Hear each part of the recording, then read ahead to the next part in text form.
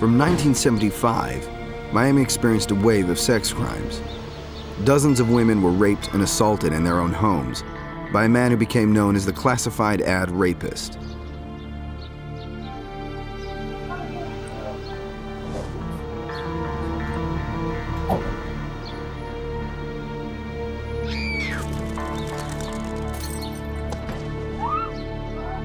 Police had next to no information to narrow down their search for the rapist.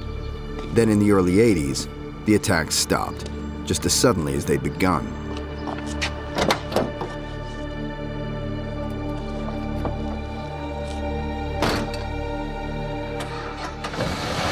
It was hoped the attacker had been caught, maybe imprisoned for another crime, or that he'd simply stopped. But instead, he just moved north to Tampa and graduated from rape to murder.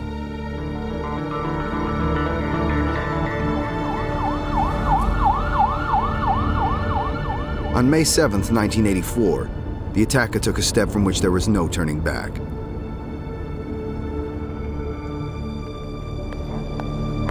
Hey, you want to ride? Where you headed?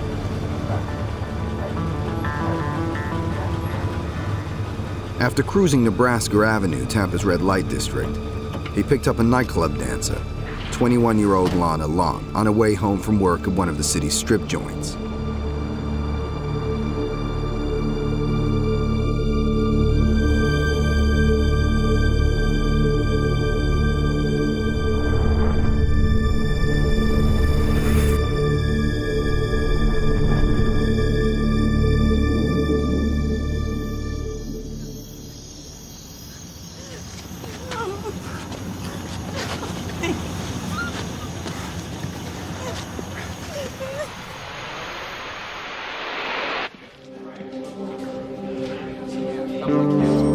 Lieutenant Gary Terry had worked his way up through criminal investigations in robbery and narcotics. When he was appointed head of Hillsborough County's small homicide unit, he had next to no experience of a murder investigation.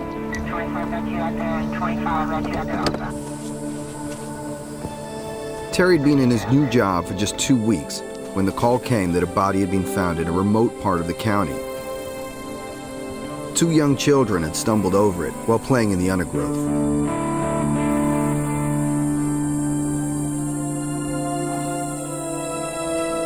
She's lying there, and what really strikes you is just the way the legs are spread grotesquely. Her hands are bound behind her back, and then you can see a ligature around her neck, and you can see kind of like a leash leading from that ligature. During the month of May, it's hot. She's been there for almost 3 days. The smell is overwhelming, and you stand there just looking at this body and wondering who could be responsible for something like that. And I think it's that feeling once we looked at the body, this is not good.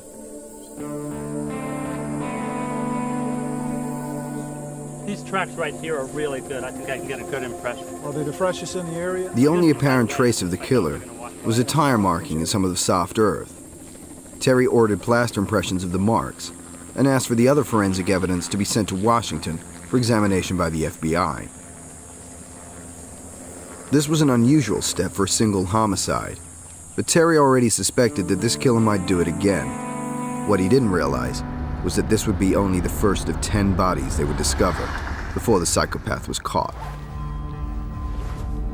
It was several days before Lana Long was identified as the victim. We ran a newspaper article. We told the press we have an unidentified body in southern Hillsborough County. And some of the other dancers saw that article and thought, that could be Lana. We asked them to describe Lana, and they said, she was a tease, quote, unquote. She wasn't a prostitute. She danced and she got her customers to buy her drinks, and that's what the establishment wanted.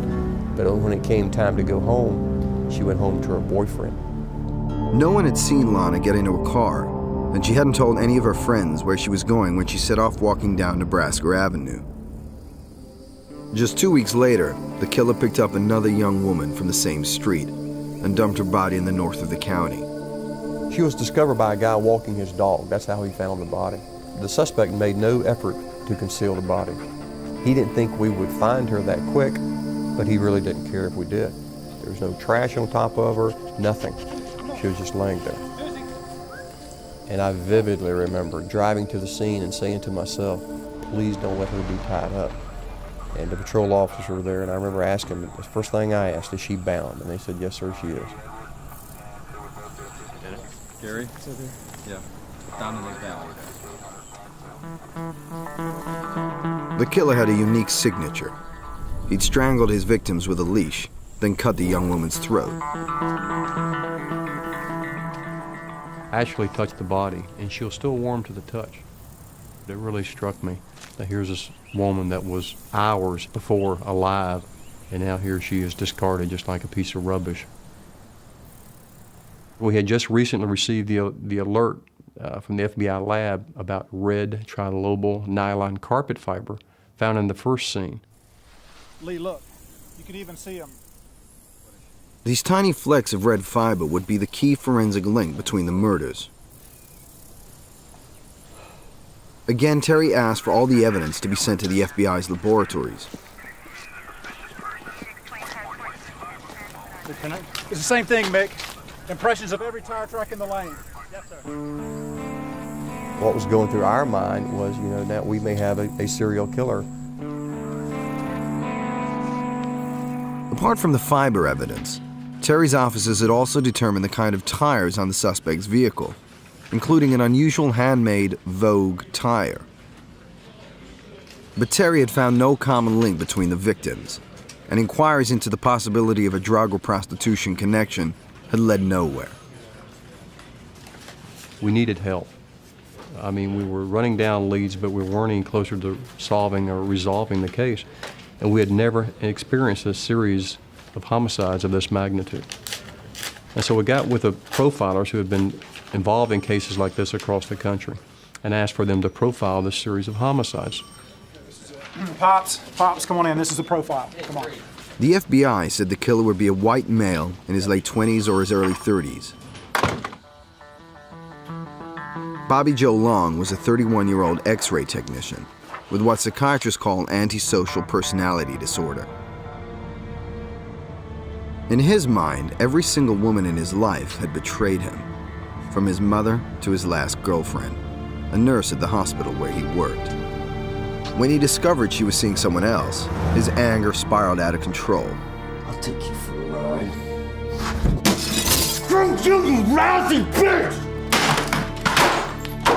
Bobby Joe wanted revenge, and in his mind, any woman was fair game.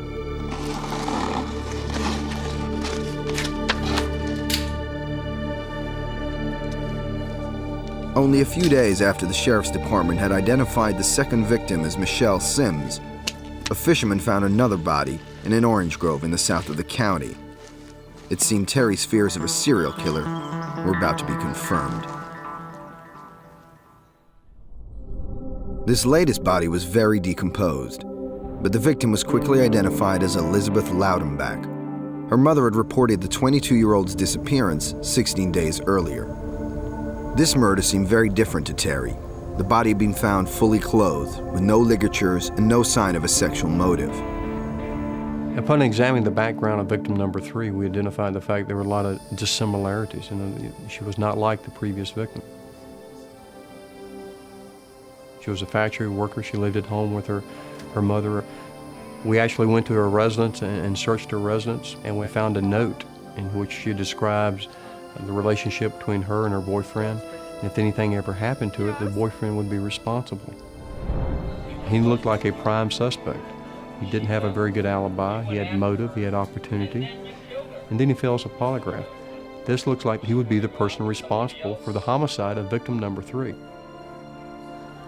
So this case was separated. It was taken out of the mix and assigned to a separate detective, a separate unit, while we went on about the task of finding the killer for the first 2 victims. The only link between Lana Long and Michelle Sims seemed to be the place from which they had been abducted, Nebraska Avenue. It's an area noted for prostitution. And so our officers concentrated in that area. We interviewed the patrol officers from the police department. We interviewed the business owners and actually interviewed the prostitutes that were working out in that area. 18-year-old Chanel Williams was one of Nebraska Avenue's regulars. That's it till next time then? There won't be a next time. She was released from Hillsborough County Jail for prostitution charge on September 28th. At that point, the city as a whole hadn't taken that much notice of what seemed to be a couple of prostitute murders. He's really sick, and he wouldn't let me get out of his car last week. Anything distinguishable that we can... But rumors of a serial killer spread fast among the women working Nebraska Avenue. How old is it? Approximately 30s, 40s, I don't know. What happened? Last week, some John picked her up, beat her up pretty good, really. There was word of a man who had been picking up prostitutes from the Nebraska and Kennedy area and beating them up. Description of the vehicle. He's about 40. Terry needed as much information as he could get on the women's regular customers. Average build, Midwestern accent. Initially, the prostitutes were really standoffish. They were not cooperating with us because they thought we were vice officers out to arrest them for prostitution. Girls, just a minute. Sheriff's Department. I'd like to ask you a few questions. Once they learned we were actually homicide detectives trying to help them, trying to identify the killer, Michelle Sims, they were great sources of information. One of the girls saw the violent guy. They provided us names and car descriptions and tag numbers of all sorts of individuals picking up prostitutes.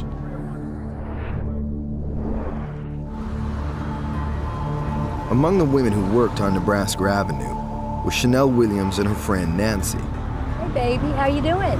You want a date tonight?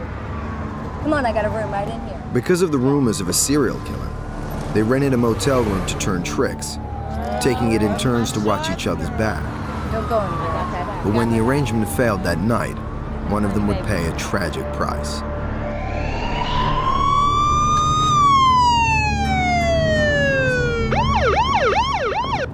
Terry and his officers were gradually working out a list of potential suspects among the men who frequented Nebraska Avenue. 5-10 minutes ago, Caucasian John dropped her off. White car, 2 doors. Other than that, southbound on Nebraska. Look like the same guy? I think so. Which one of you is the one? Can you identify the car? Like this? Okay, listen. McCullough, why don't you grab her and you guys go with us and she can help us get the car, okay? Yes, sir. According to the rumors circulating among the prostitutes, there was more than one sexual predator roaming the Nebraska Avenue area. With no idea what the killer looked like, or even a description of the killer's car, Terry had to take every one of these rumors seriously.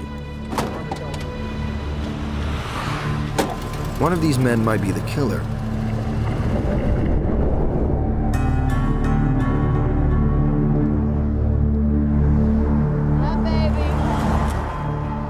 By 11 p.m., Chanel Williams still hadn't turned a trick. She promised to wait until Nancy had finished with her next client, but she was getting impatient.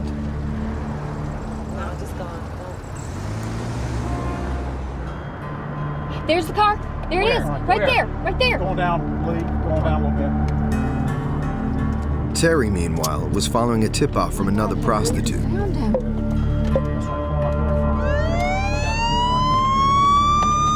Yep, that's him. Look at that. Please, put your hands where I can see it right now. Get out of the car. Turn around. Put your hands on the roof. We got him, Lieutenant.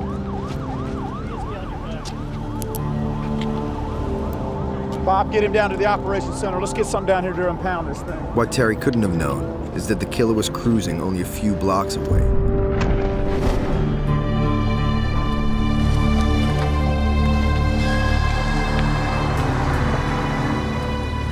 What's up? You looking for somebody to party with? Hey, you wanna come for a ride? What, you looking for somebody? Nah, it's just my friend. Come on, let's go.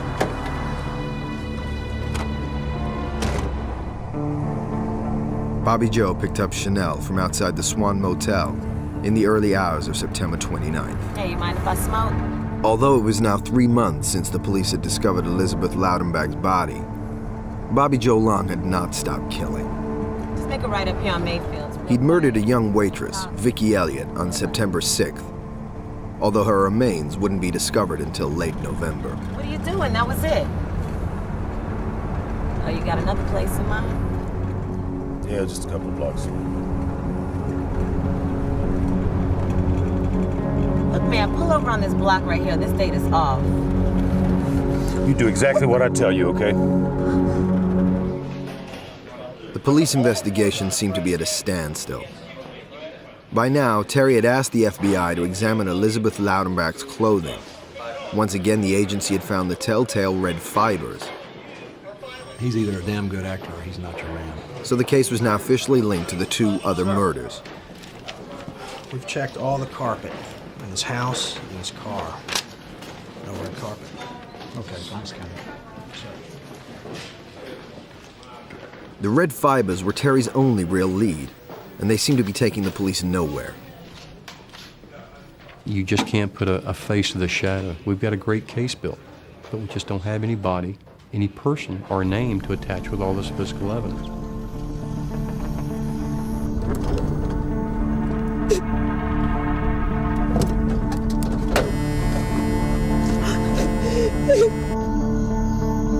That night, Bobby Joe Long tied up Chanel and raped her in his car.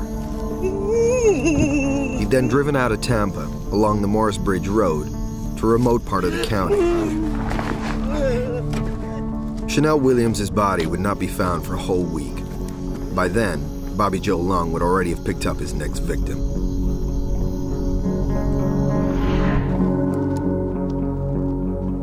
Profilers, they tell me, you're either going to catch him, or you're going to run him away, or he's going to continue to do what he's doing. He's going to continue to kill.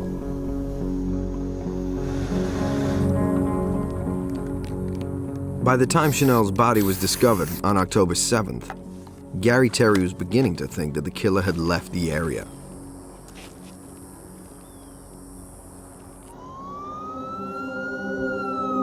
And when he was called out to Morris Bridge Road on that Sunday evening, the initial reports suggested that this latest homicide was not the work of the same man. Well, there's a construction guy who was walking around the town. This is a black female. All of our other victims have been white. Generally, serial killers stay within their racial boundaries. White on white, black on black. And that was one of the thought processes initially, that this case would probably not be linked to the series because we have a different race of this particular victim. The place existed.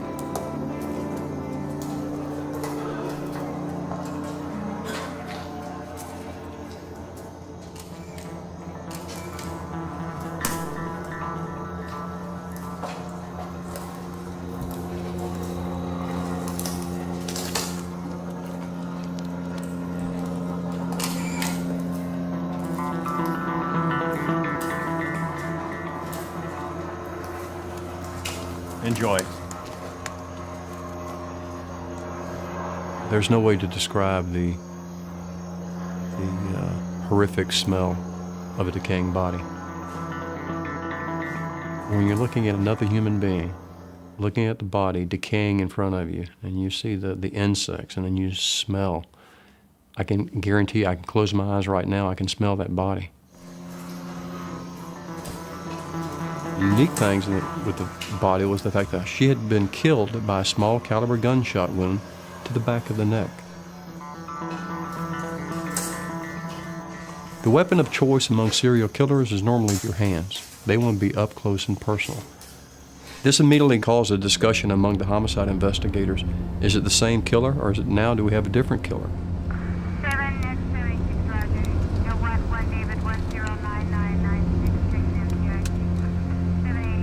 Chanel Williams, we identified through fingerprints. She had just recently been released from the Hillsborough County Jail for prostitution. She was a frequent visitor and resident of the Nebraska Avenue area, and that's where our detectives finally identified a friend of hers that placed her in that area prior to her disappearance.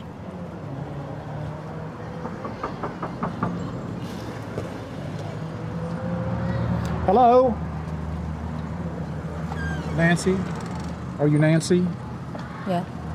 I'm Lieutenant Terry, Hillsborough County Sheriff's Office. My office called you. I was here to pick up some things. Here, take it. All she had. Nancy had told detectives that 18-year-old Chanel had only recently moved to Tampa to try and make some money. These were hers, too. Listen, I'm terribly sorry about this. But would you mind if I were to come in and ask just a few questions? She had gone into a motel room to turn a trick. And she had told Chanel, I'll be right out on the street after we're finished here. She comes out on the street and Chanel has vanished. A short time after we sent the evidence to the FBI lab on Chanel Williams' case, we received the positive results back. We had red trilobal nylon carpet fiber. But it seemed like it was just a matter of days after that until we had victim number 5. This time, there'd be no doubt that it was the same killer. Bobby Joe Long was now claiming a new victim every 2 weeks. The 5th body was found on October 14th in the east of the county. She'd been tied up just like the first 2 victims and wrapped in a child's comforter. Police officers immediately recognized the woman as Karen Dinsfriend. The 22-year-old had been in and out of jail on drug and prostitution charges since her early teens. The young woman was in her 20s and had long light brown hair. That's all investigators have to go on at this point. Sheriff's Lieutenant Gary Terry says the body has appeared to have been here around 24 hours. They say they're confident it's a homicide. The discovery sent a fresh chill through Tampa. There was a serial killer in the city, and there was no sign that the police were any closer to catching him. In short, we're asking that anyone who has any information whatsoever about Karen Dinsfriend. By now, Terry was facing a rising chorus of criticism in the press. On or around Nebraska Avenue on Saturday night, please call our office. Karen Dinsfriend's murder marked a turning point in the intensity of the investigation. So now we're pulling all the homicide detectives out just to work these homicides, and I've got other detectives working the domestic homicides in those cases like that. All right, guys, appreciate you coming up. I want to welcome those of you who have come from robbery homicide. Does everyone know each other? Good. Lee Baker is going to hand out the latest forensic report. But before we go there, I need to ask for a commitment from you that no information about this case leaves this office. I just got out of a... We would not even let our detectives discuss the topic of forensic evidence outside the war room, as we called it. Facts that we do have, I do not want creeping out to the suspect. Okay? And so we kept the fiber evidence a closely guarded secret. Page 2, about halfway down, looking at the Karen... By Halloween, the FBI had confirmed the presence of red carpet fibers on the latest victim's clothing. Carpet fibers, don't know where they come from, maybe a house or a car. We did get lucky and we found the existence of a single pubic hair. The tiny red flecks were still the only concrete evidence Terry had linking the murders. They'd been found on all 5 of the victims. Duplicates the Chanel Williams case. Terry's biggest fear was that there could be other bodies out there just waiting to be discovered. As well, we're probably dealing with a brown-haired white male. Okay, if you look at the very bottom there, we have... Excuse me a second, guys. Yeah, Terry. Where? All right, guys, we got another body. Joe, you and Luke come with me. It was October 31st, and we get a call there's been a body found in northeastern Hillsborough County.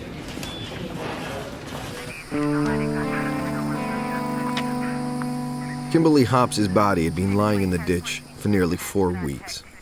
It's totally leatherized by the elements. She's just one shriveled up body. There's no ligatures. She's completely nude, and you look at it and going, it's got to be him. But then what strikes you? You walk out from the scene, you look to the right, and there's a sign that says, "Welcome to Pasco County." And you go, why can't this son of a bitch take the body 100 yards down the road and go into Pasco County?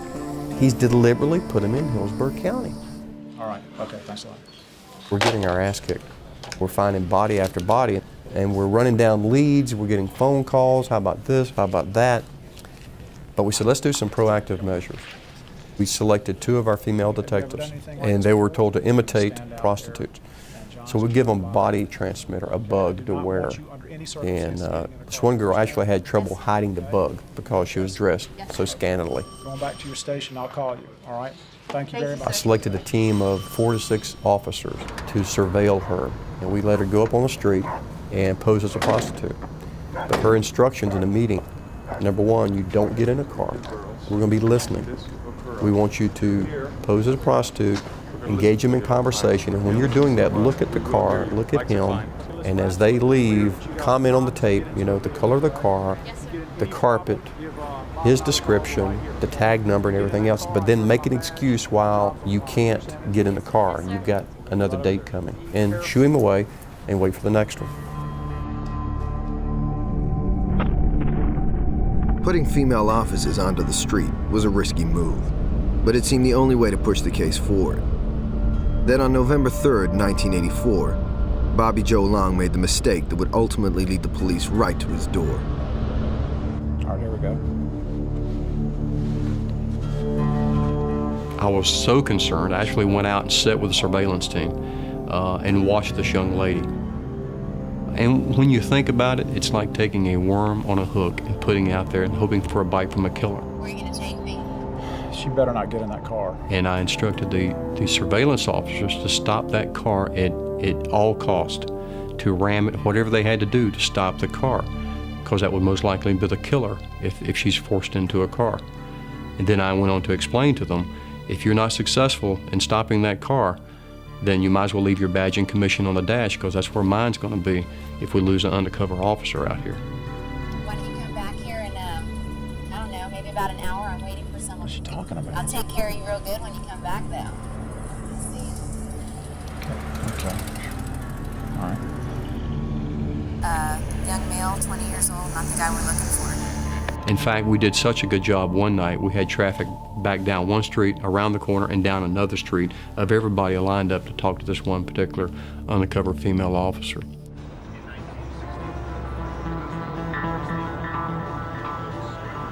Bobby Joe Long had spent a few hours cruising the city, looking for his next victim. 17-year-old Lisa McVeigh finished her shift at the donut store on Florida Avenue at 2:25 a.m.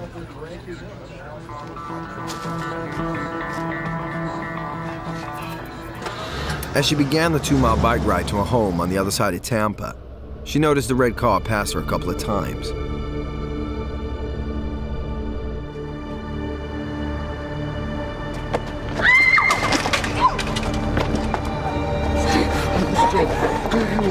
Turn around.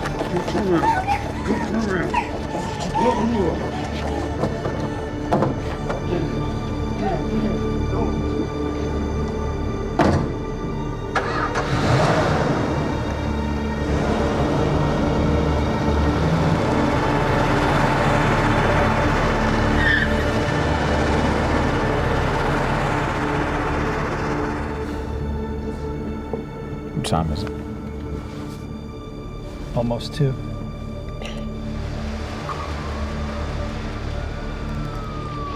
Long sexually assaulted Lisa McVeigh and then cruised the streets with the young girl in the passenger seat. Instead of taking her out to the countryside and killing her, he decided to take Lisa back to his apartment.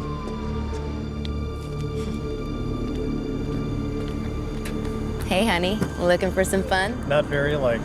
Come on, Cisco, get in. Over the next 26 hours, he repeatedly raped and sexually assaulted Lisa. So, you hungry? No. What do you mean, no? You must be. Long kept Lisa bound and blindfolded for most of that 26 hours. But between episodes of sexual assault, he seemed to be living out the fantasy that Lisa was his girlfriend.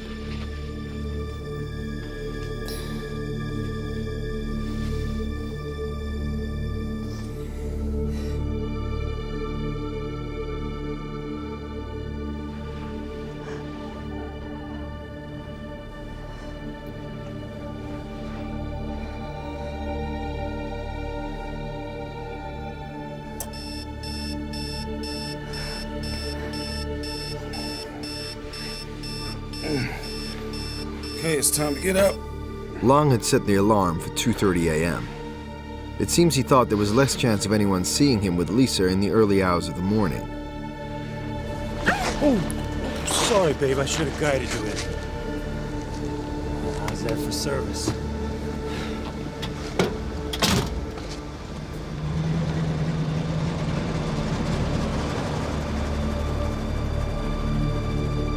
Meanwhile, Gary Terry was resorting to increasingly desperate measures to catch the killer.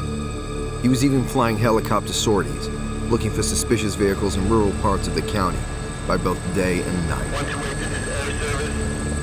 128, this is air service. Air service, this is 128. Go ahead. We got a car parked over 2 bodies inside, just off River State Park by the north entrance. All right, let's go.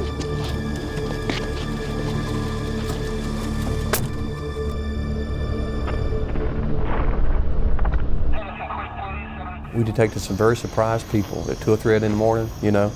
It's suddenly a deputy sheriff in uniform be knocking on the window, excuse me, can I see your driver's license? And scramble, get their clothes back on them. And it was a good technique. Because you get stymied in the investigation. Every lead we were coming was just hitting a brick wall. And you're getting frustrated that we can't get a break on it, so we're trying to make our own breaks. Despite Terry's proactive steps, he was no closer to a name or even a good description of the killer or his car. And the bodies kept turning up. She found some human remains in a field just off I-275. Can I use your phone, please? On November the 5th, the remains of Virginia Johnson, another prostitute, were found scattered over about an acre in neighboring Pasco Lieutenant County. Gary Terry, HCSO. Who's dealing with that body you got down there? Yeah, get him on the phone now. It's urgent. Police say he seems to be targeting prostitutes in the Tampa Bay area. Yeah, what you got? Yeah. Okay. All right, listen, go ahead and process the body and get it over to us. Yeah, we'll ship it to the FBI. See you. Excuse me, sir, the check?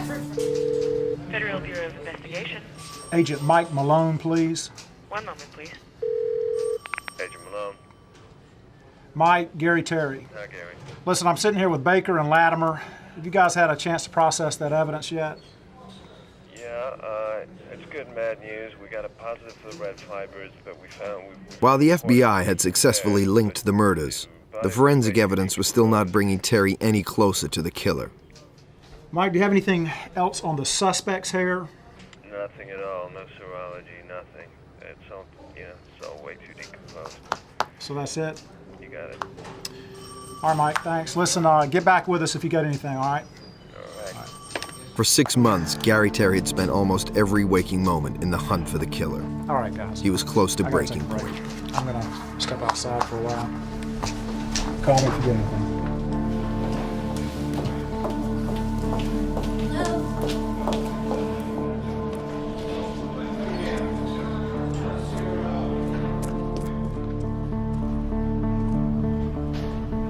It's unbelievable the amount of personal pressure and the pressure on your agency that you're undergoing, and the frustration, knowing that if you don't catch this guy today, he could kill again.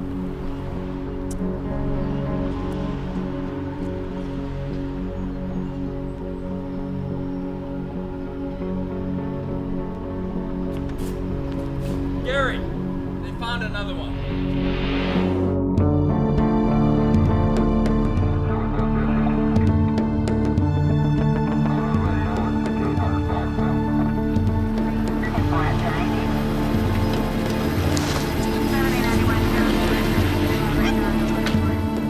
The 8th victim was found on the outskirts of Tampa, just a few yards from the city jail.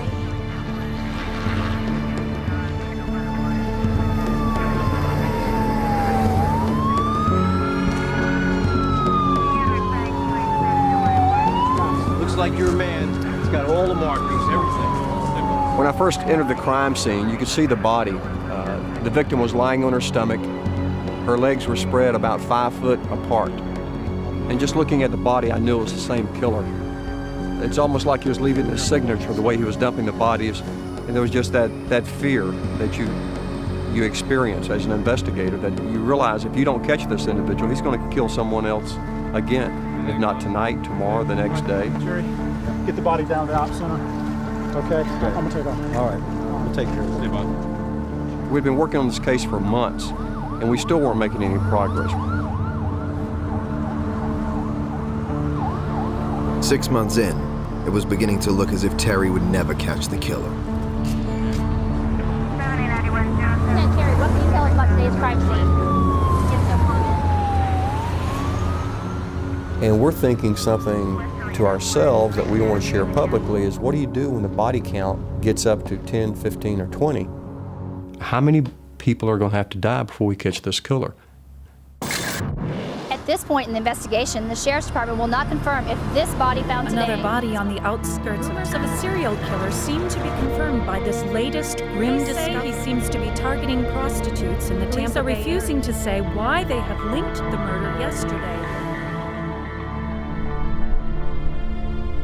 It's so frustrating. You know, how long is it going to take you? Are we going to get into double figures? Again, in 1984, there were no books or manuals. How do you investigate a serial killer? My lead detective, Lee Baker, and myself actually drove to Atlanta, Georgia to meet with Robbie Hamrick at the Georgia Bureau of Investigation. And we were in the midst of this discussion. We were talking about the forensic evidence when the telephone rang in Robbie's office. And it was my office in Tampa, indicating that Mike Malone was trying to find me or locate me. So I called the FBI laboratory in Washington. Mike Malone gets on the phone, and the first thing he says, "Gary, are you sitting down?" And I'm, "What are you talking about?" He said, "We just made a match on your homicide cases with the fiber." And I'm going, "What match are you talking about?" He said, "The Lisa McVeigh case, the rape case out of the city of Tampa. That's a case that we had asked the Tampa Police Department to send the evidence to the FBI laboratory." Suddenly, Mike said, when they looked at that case, they matched fiber from the rape case to the homicide case.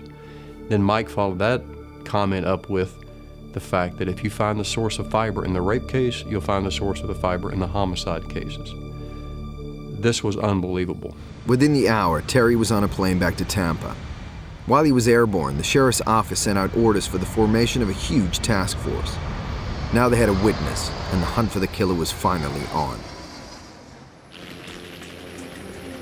Terry rushed back to Tampa and prepared to mount a massive manhunt. If Lisa McVeigh could give enough information about her attacker or his car, Terry might just have a chance of catching the killer before he claimed another victim. Where is she? She's in Latimer's office, right here. Lisa McVeigh was kidnapped. She was taken blindfolded to an apartment location where she was raped repeatedly. This case was investigated by the Tampa Police Department. They actually arrested her stepfather because he had been abusing Lisa at home. This case didn't come to our attention because we're having other rapes around the county and stuff like that, and when the victim wasn't killed or assaulted in such a fashion that was similar to homicides, then all those cases didn't always come to our attention. It was a bank. Lisa described how Long had bundled her into his car and driven across Tampa with her blindfolded in the passenger seat. He actually had to stop, and he has to use a money teller card to get gas money, and then goes to a gas station. He got out. She peeks out of the blindfold. She can remember the word Magnum on the dash. In 1984, that was a Dodge Magnum.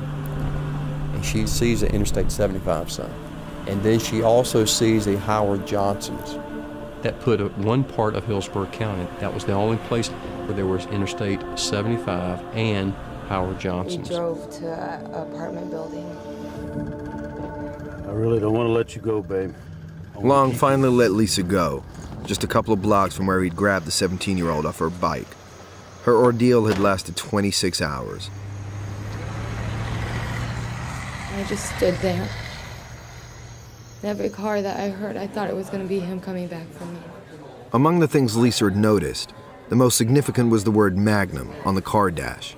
Only 78 and 79 model Dodge Magnums carried that marking. And so Terry flew an officer to the state capitol in Tallahassee to get the details of every Magnum in the county. At the same time, I want the money teller machines, their transactions between 10 o'clock at night and 3 o'clock in the morning. And the bank tells us, well, we've got the records, but they're not here, they're in Jacksonville. So we fly another detective to Jacksonville to get that information. So they're coming back with that. Listen, I need everyone to focus in on this right now, all right?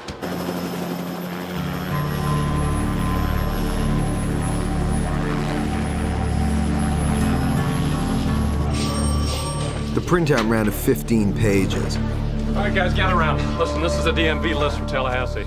Buried on page 14 was the name Robert Joe Long. Take these. Then I want you to run all the names, see if they've been arrested. If you get a hit, give me a face. I need a picture as quickly as possible. 478. All right, let's get moving At the same now. time, the task force is spread out looking for this car. At 11:30 a.m. the next morning, two detectives saw a red Dodge pass them on Nebraska. This would prove an extraordinary piece of luck. Excuse me, sir. Would you please place both of your hands on the steering wheel for me? Thank you. We're out looking for a robbery suspect driving a red Dodge Magnum. Like to see your driver's license, please. They say, you know, we're investigating a robbery and your car matches the description. Okay, just to be a minute, if you keep your hands on the steering wheel for me. Thank you. The driver's address, Fowler Avenue, was in exactly the right area, and the man seemed to fit Lisa's description perfectly. But with no positive evidence, the detectives had no choice but to let Long go. Excuse me, sir. Would you mind stepping out of your car so we can just get a Polaroid snapshot? But not before they persuaded Long to allow them to take a Polaroid of him.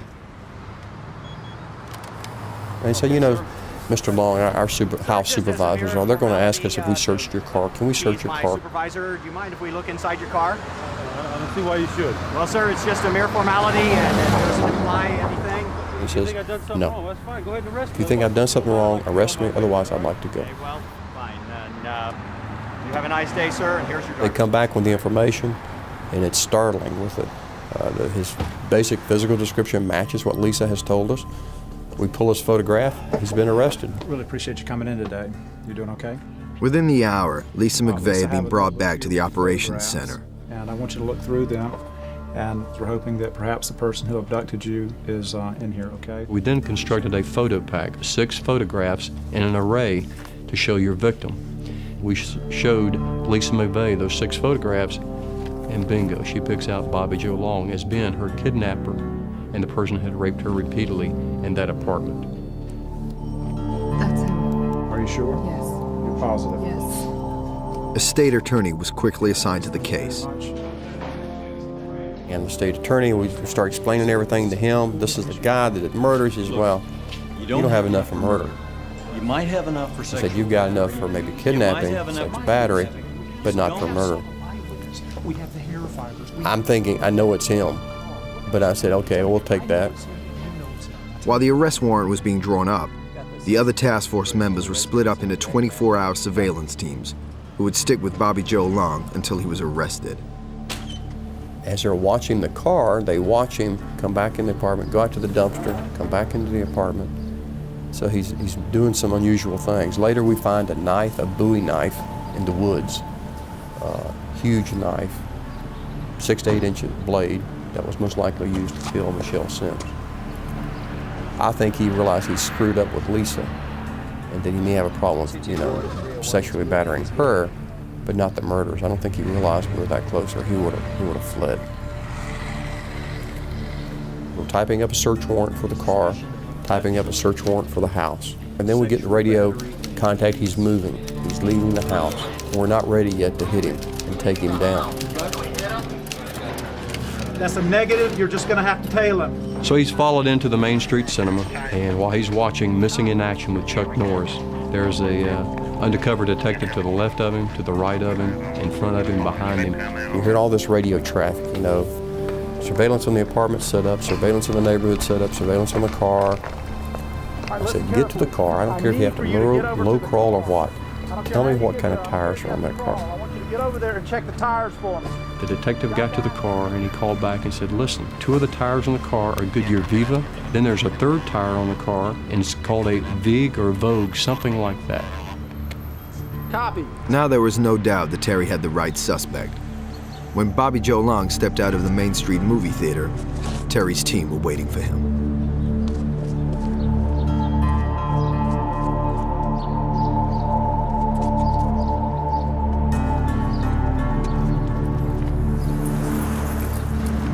Police! Freeze! Freeze! On the ground! On the ground! On the ground! On the ground! Give me your arm. Give me your arm. It was unbelievable seeing him for the first time.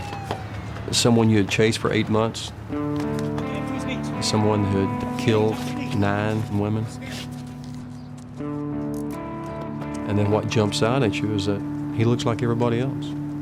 There's nothing unusual about him.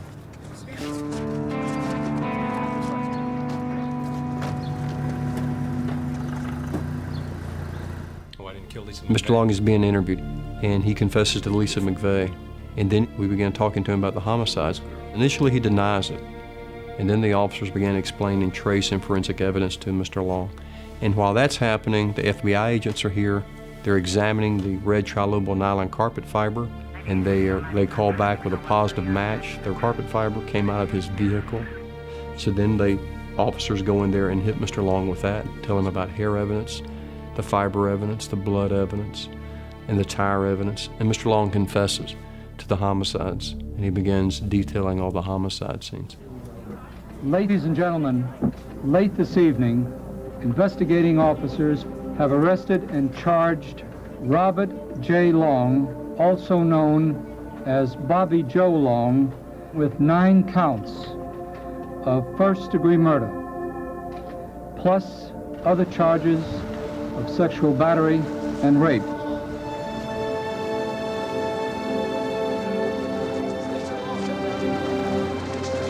Within the month, the body of a 10th victim, Artisan Wick, would be found. Since his arrest in 1984, 3 separate trials have found Long guilty of murder. He was sentenced to death for the 3rd time in 1994 after an unsuccessful appeal.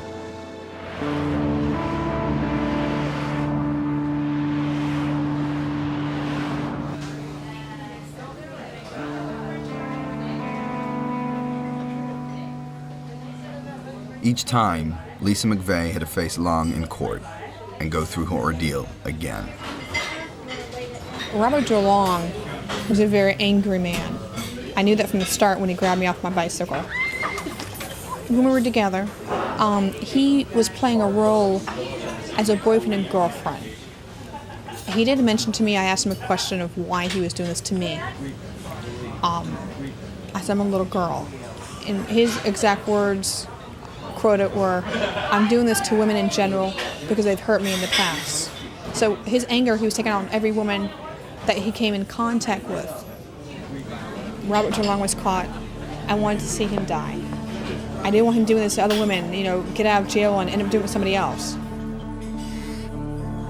I think we would have solved this case without Lisa McVeigh, but unfortunately I think several other people would have died before we were able to solve it. But she was that linchpin, that break in the case that we were prepared to recognize when it came. If Bobby Joe Long ever sees the light of day, all you'll have to do is follow the trail of bodies to where he's at. Because Bobby Joe Long enjoyed killing women. Bobby Joe Long will kill again if he ever sees the light of day, if he ever gets out of prison. Bobby Joe Long is one of the longest-serving prisoners on Florida's death row. He will never be released.